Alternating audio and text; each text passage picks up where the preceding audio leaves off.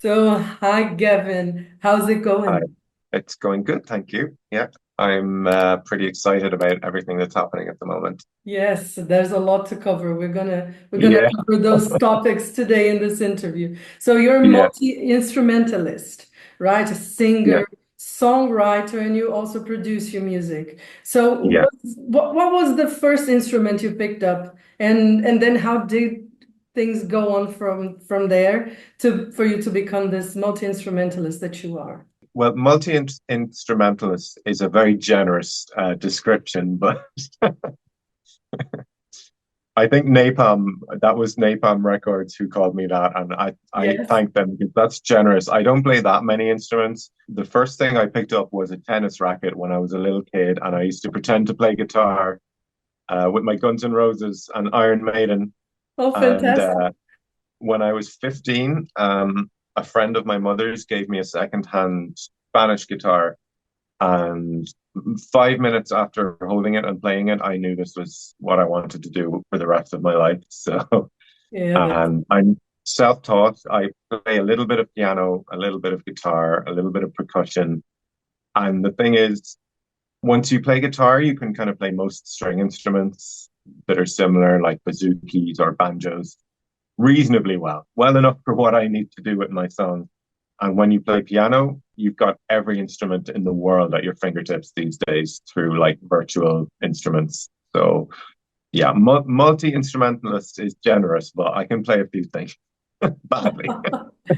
yeah, and also recording yourself and producing your own music, right? That Yeah, that's another level of skill, I guess. yeah, it is, and that took a long time to learn. And also the mixing and the mastering, that is something I did myself for a long time. But I started to outsource it a couple of years ago, and it's been really great. I have a great mix guy called Frank now, who's almost like the second studio band member with me now because we work together so much on mixing and mastering. But for the productions and for the arrangements, yeah, I pretty much do everything by myself. Are you in any way inspired by Trent Reznor in that way? Oh, yes, absolutely. Yeah. You nailed it. Yeah. Yeah, he is Trent amazing. Reznor, Devin Townsend, like David Bowie, any artist who really has a vision and follows it and is really in control of their own sound is very inspiring to me because I'm extremely neurotic and extremely particular about how I want my songs to sound, and it's quite a challenge to get them to that place actually for both for the producer who's me and for the mix engineer as well. So, unlike most traditional artists and bands we listen Mm. to, and we have listened to since forever, Miracle of Yeah, Sound started your career like as Miracle of Sound, right? yeah, On the internet. Yeah, and this seems to be a very organic way of growth for you. Right. yeah. So it's a different kind of pathway. So do you think that you're creating like a new path, like in a kind of an explorer's kind of way? Because I believe you've done something more in a more traditional way with another band before. So can you elaborate on that subject, please? That's a really interesting question. I think a little bit, yeah, there are other people who do what I do. And for a few years, it kind of felt like the Wild West with all of us because we were making the rules as we went along and making this new way of doing things, you know. No record labels, no promotion, nothing, just us and our YouTube and our social media, you know. But I don't know. I mean, it has advantages and it has disadvantages. And I since the Miracle of Sound project got really, really popular in the last kind of 3 or 4 years, I've really had to start getting managers, people to manage content ID on YouTube, people to manage cover versions of my songs by other people. It all gets a little bit too overwhelming for one person to deal with it all. So now I feel like I'm a little bit more like a traditional artist in the way that I'm running the business, if that makes any sense. When it expands in size, you need people to help you, basically, you Yes, know? yes, of course. Of course, yeah, but you were still very original at what you did, right? It's like you Yeah. you are part of the transition, and now there are more people doing it, right? Yeah, absolutely. And I think we were lucky that we were some of the first people to realize the benefits and advantages of the internet rather than the negatives, like music piracy and and not the death of the traditional music industry, but the decline of them. It did somewhat decline when the internet kind of took over, you know. Yeah. But I think now I've found a nice balance, and the album is the first time I've ever worked with a record label with this particular project. Thankfully, I've had a really good experience with Napalm, and I kind of knew I would. When they contacted me, I had heard really good things about them, so my wary mind was a little bit more comforted by who the record label was, you know? Yeah. So I understand you had a previous experience with a previous Yeah. band. So can you tell us about that? It's very cliched. It was another band in which I was the main songwriter and producer, and we played for almost a decade, a lot of tours in Ireland, we won a couple of awards, and then we signed to a record label, spent a year making the album in the studio with the record label, and then the band fell apart, and the record label left the album on a hard drive, and then lost the hard drive. What they lost the album. I mean, Yeah, it's gone. I will never hear that record. my So God. so yeah, I was of course hesitant to work with a record label again, but you know, the thing is, it wasn't quite that simple because when we finished the album, they did try to ship it to the major labels. And at that time, none of the major labels were signing rock bands because this was maybe 2008, 2009, when rock Right. music was really on the decline. It wasn't the same genres like I'm doing now. This was like pop rock. So like kind of like the Killers or Franz Ferdinand. So that kind of music was really on the downward slope around 2008, 2009. And none of the major labels would take the album from them. And then after that, it got left on the hard drive. Oh my So it God. wasn't 100% the label's fault, but yeah, it would have been nice though to get that album and release it as a Miracle of Sound album, you know? Yeah. Yeah, but have you reworked any of those songs? Yes, absolutely. The songs, I don't know how familiar you are with the 200 songs that I've released, but there are songs Evacuate, Amnesia, Every Time You Look Around, and there's one other. Well, I can't remember the other one, but those three are songs from that album and that era that I remade as Miracle of Sound. Oh, and Yeah. oh, the other one is Back to the Start. Yeah. Up to the start. I'll look up those songs. So the thing is, it's not completely lost then. I mean, you still had It's in your here. oh, it was Yeah, all there. Nothing yeah, written down, nothing, no, no demos recorded. No, it was no. from It's your all in my head. mind. Wow. Yeah. Now that's really that wows me. Yeah. That's how I compose nowadays as well, because I just have a lot of experience now. So when it's almost like it just speaking now. And when I'm composing a song in my head, I can imagine what the strings will be doing. I can imagine what the guitars will be doing and what the vocal harmonies. I can just plan it all in my head. But when I go to make it, sometimes it changes, you know. But Mhm. for a lot of it, like Valhalla Calling, I just was saying this in another interview. That song, I was just in the shower and whoa, Valhalla calling me just popped into my head and I just went over and finished the entire song in half an hour. So Wow. immediately imagined what it would sound like. I was like, okay, this is going to be like Wardruna and Heilung, but like more pop, basically. And I know fans of the songs might not like to hear that word, but Valhalla Calling is a pop structure song, you know. Mhm. Yeah, that's interesting. So, no, that's Mhm. very interesting that you talked about your process of how you come up with things. This is really interesting to know. I think your fans will love it to hear Yeah. that. Yeah, so Miracle of Sound, that's a very interesting name for a music Yes. project. So, how did you come up with that name? You know, actually, sometimes I regret having that as the name of the project because I Really? think it's misunderstood sometimes. People people sometimes feel like it's a self-referential thing, like I am saying that I am a miracle of sound. No, no, I didn't think that. I thought of music as a miracle, as a fantastic thing that Exactly. really can move you, you know. It's a great form of art. That's what I got from it, but That that's me, you know. that's exactly what it means. And it was the title of one of the songs from my previous band. Um, So that song title was my username on YouTube and all these inter wherever I was on the internet, I just used that song title as my name, and that just then naturally became the artist name because of that. You know, that's something extremely common actually these days, where you'll find an artist and you say, "How did you get your artist name?" And they will tell you, "Oh, it was the name I had on Twitter, or YouTube, or the internet forums I was on at the time." You know. That's great. Yeah, so your sound, it's really eclectic. It's really Yeah.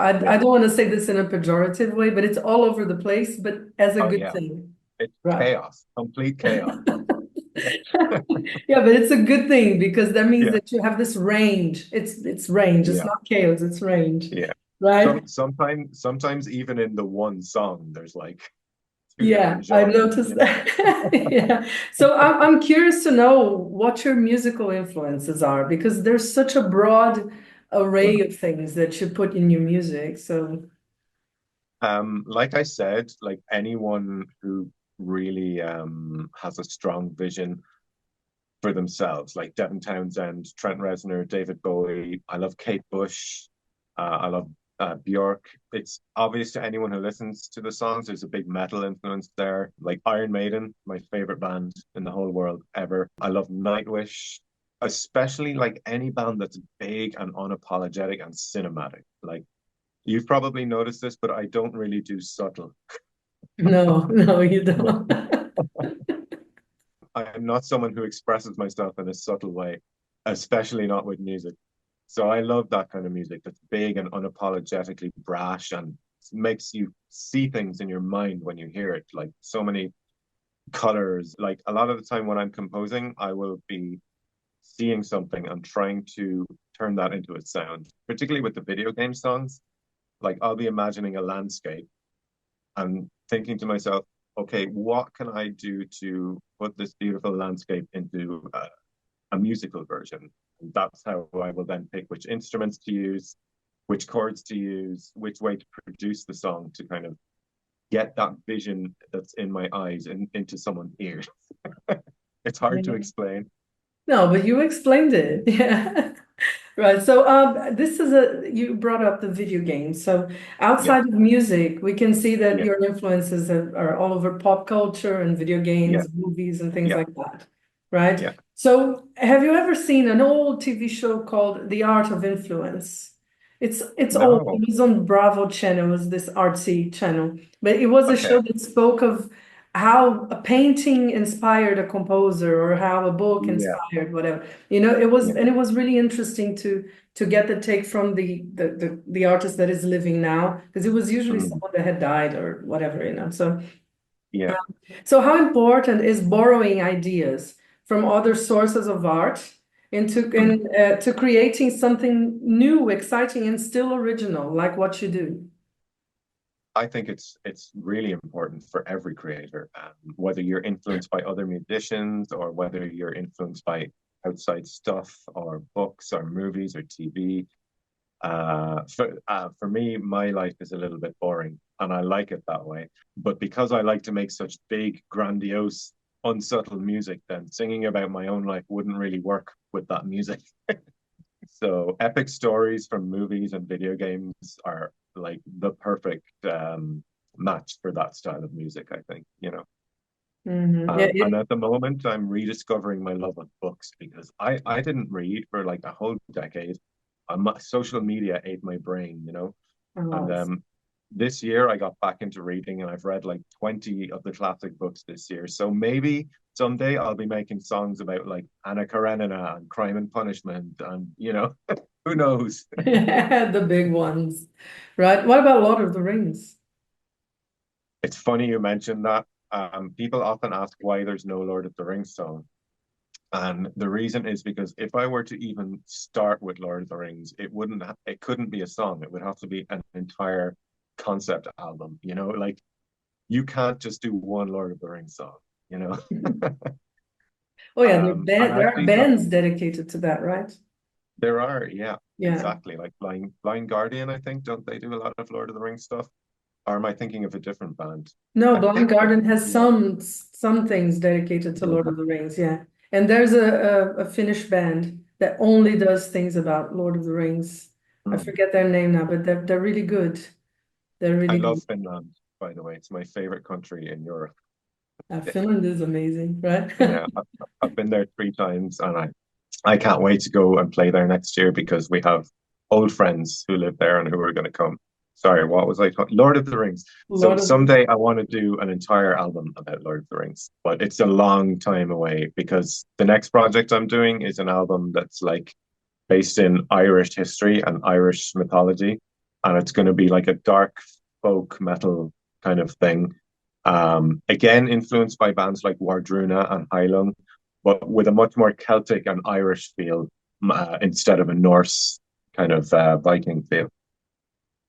Yeah, that's I'm great. kind of Yeah. uh, I'm kind of finished with Viking music now for a little while. Yeah, so let's talk about your upcoming release. It's called Materia. Should I say Materia or Materia? I say materia, but I don't actually know for sure what is the correct way to pronounce that word. I think materia. Yeah, Materia. Okay, so Yeah, yes, you're the author. You know how to say it.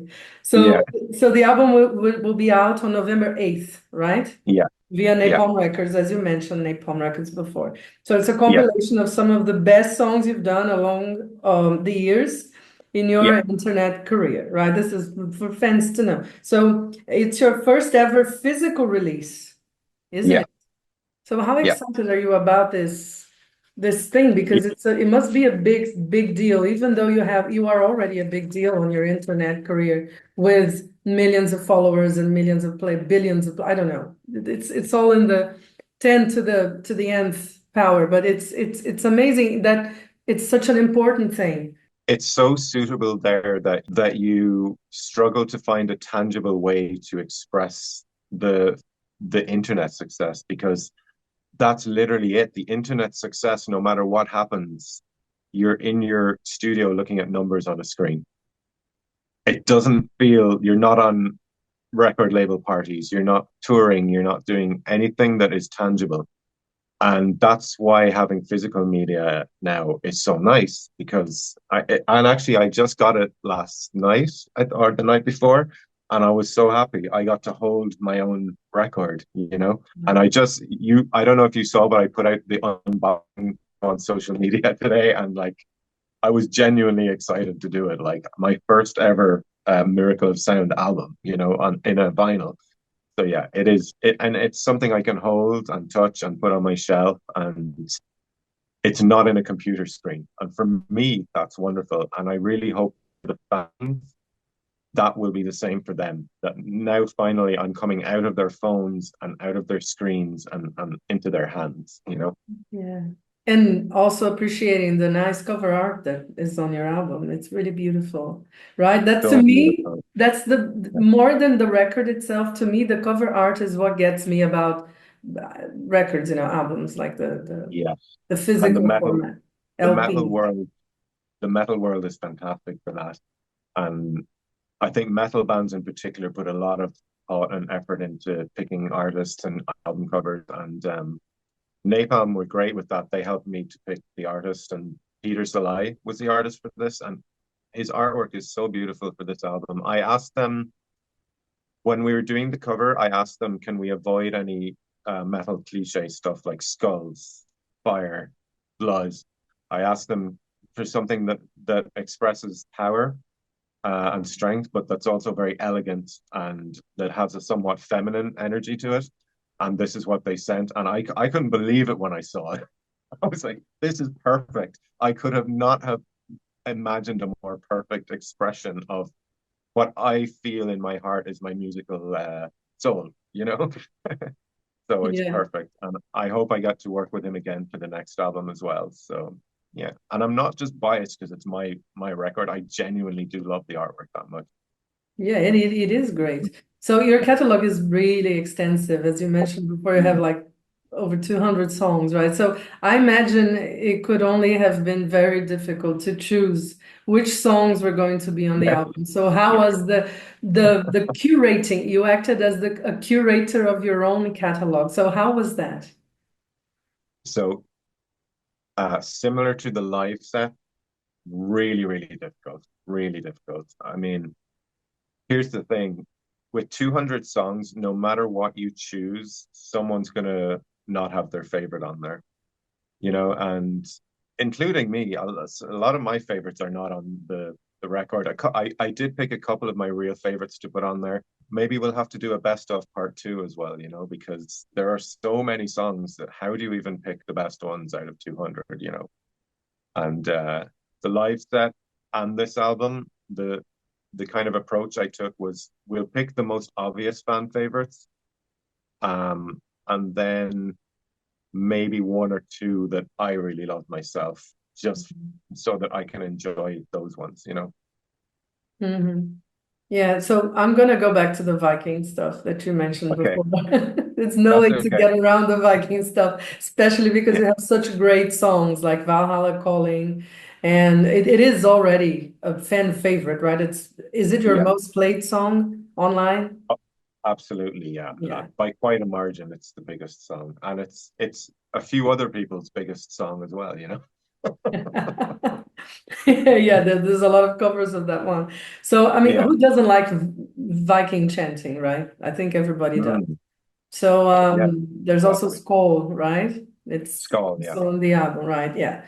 So yeah, there's a lot of Viking themed stuffs and songs and bands and other stuff out there. So a lot of yeah, it has to do with the TV shows that have been around for the past decade. And it yeah, has really crept in to yeah. the Weltanschauung, how can I say that? The vision of war, the world vision of pop culture The nowadays. zeitgeist, the zeitgeist, maybe.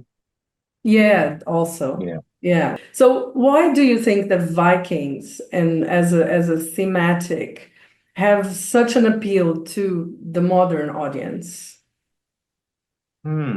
That is an interesting question. For me, it's hard to say because the appeal for me came from being Irish and like Waterford, where my family come from, was the biggest Viking settlement in Ireland. Mhm. So we grew up surrounded by museums of like Viking stuff that they found in our like backyards, basically. And we would learn in school about how the Vikings came and like pillaged and destroyed everyone here and then ended up trading and becoming part of the society here. And like it's such a rich history, but I don't know. I can't really speak for other people on why they love Viking culture so much. I suppose there's just so much like of a sense of adventure, of like going and exploring somewhere new, uh, finding big battles and like treasure. And I don't know. What do you think about this? Yeah, Why no, are I think Vikings I so, think so you're popular? right on track there. Yeah, I Yeah, think everyone likes to adventure. And it also yeah, brings me to your other music that's not mm, necessarily about Vikings, but they have to do with the video game sort of soundscape, right? Because yes, you yeah, have written music for the video game companies, right? So yeah. how these collaborations come into being, and how did it happen? How this relationship with these companies and also with this type of music start? Well, I don't actually do it that often where I work with a game company, but sometimes I will. One of the deal breakers for a lot of them is that I will not make a song if I don't own the copyright afterwards. Um, So sometimes a video game company will say, we want to sponsor you for a song about our game. And I would say, I'm happy to do it. I need to own the song. And they'll say, okay. And then the project will go ahead. And it's happy when that happens. Honestly, there's not that much to it. It's usually someone in the company has heard my music and likes it, knows kind of what the project is, and knows that my songs make very good trailers. A lot of the time in the comments on my song videos, you will see this song made me buy this game, you know, Wow. and I think Yeah. the company, they recognize this, and I think video game companies are a lot more forward thinking in how they use the internet than TV or music companies. I think the others are catching up now, but video game companies are very good about letting creators create with their stuff. Like I've never ever had a copyright claim from a video game company for using footage of their video games in my music videos. Never.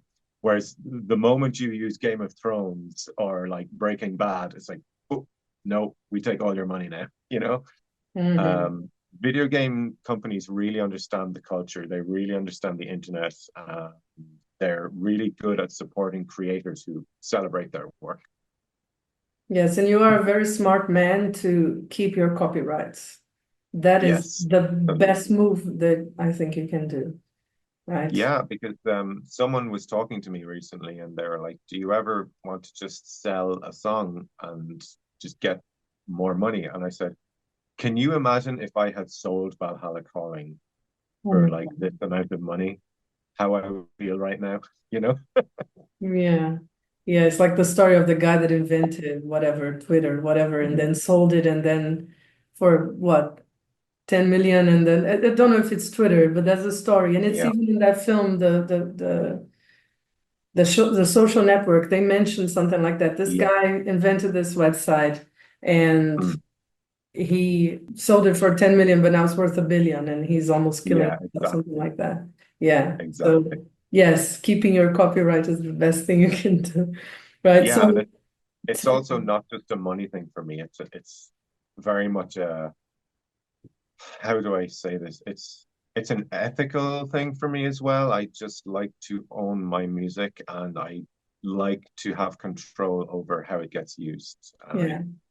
And unfortunately with cover versions you can't control what happens because the songwriter basically has no rights when it comes to cover versions. Anyone can take a song and cover it, whether or not the songwriter approves. And that's the only medium where you can take someone else's work, monetize it without their permission. I have mixed feelings about that, you know? Mhm. Yeah, but the world isn't a perfect place, unfortunately. No, of Right. course. Yeah. Yeah. Yeah. Yeah, so I believe you will be touring next Yes. year, 2025. So Yeah. how is it to play with a live band? And you also will visit, as you mentioned before, Finland, and you Oh, will thank play you. one of the most iconic venues in the Oh, world, really? which is Ah, Tavastia. So nice. yeah, My friend how does does My that? friend told me that actually. I don't know if you know the Finnish comedian Krista Salminen. She is a very old friend of mine. Mm, Um, and she told me that like that club is like a really cool club place to yeah. play. So I'm excited about that now. And I've been to Finland 3 times. I love the country. I love the Finnish language. It's my favorite language in Europe. I love the way it sounds. It's a really musical language, you It know. is. Yeah, it's lovely, and I have a really nice group of musicians with me. They're sweethearts. We did our first ever rehearsal show a few days ago just Yeah, for I like saw a that. very Yeah. small show for 200 friends and family. I was so scared, so scared. But it went really, really well. And my voice held up okay, which was good. And I'm really, really terrified to go on tour, but I'm excited as well, you know, because it's been more than 12 years since I did live shows, and that's really scary. It always is, right? Getting in front of a bunch of strangers, right? Yes, exactly. You don't know what I they're going to think, but it's part of the excitement, isn't it? Exactly. And I think when I hear the actual Miracle of Sounds fans singing the words back to me, that's going to like be an energizing feeling and really help me to build a little bit of confidence then, you know. Yeah. Because I'm Yes. not, believe it or not, I'm not a very confident singer at all. Oh, how can that be? You sound great. It's it's the Yeah, one part I'm not a very confident singer and I'm not a very confident instrument player. But I'm very confident about my songwriting and my production. So yeah, Yeah, but it sounds fantastic. Everything you thank you. see, your success is due to that. Your Yeah. performance is great. Yeah, I understand that playing live is different, but yeah. Right. So, is there anything else you'd like to say to your fans out there, especially now that you're headed out on tour? Um, just like thank you so much for sticking with me for so long because this has been a very slow growth. This wasn't like an overnight success, you know. Miracle of Sound took a long time to get successful and it's come in waves a little bit by bit. In some ways, that's a more satisfying way to find success, I think, because uh when the journey is so long, the destination feels so much sweeter. You know, it's like having a holiday after a really long work period. You can go, I deserve this, you know? Yeah, So you yeah, do. thank you to Yeah. the fans for sticking with me for so long, and especially to the fans in Finland and Helsinki. I cannot wait to play for you guys. So yeah, Yeah, that's great. So I'd like to thank you very much for talking to Chaoszine, and I wish you all thank the you. best. Same Okay, to you. thanks Thank so you very much. much.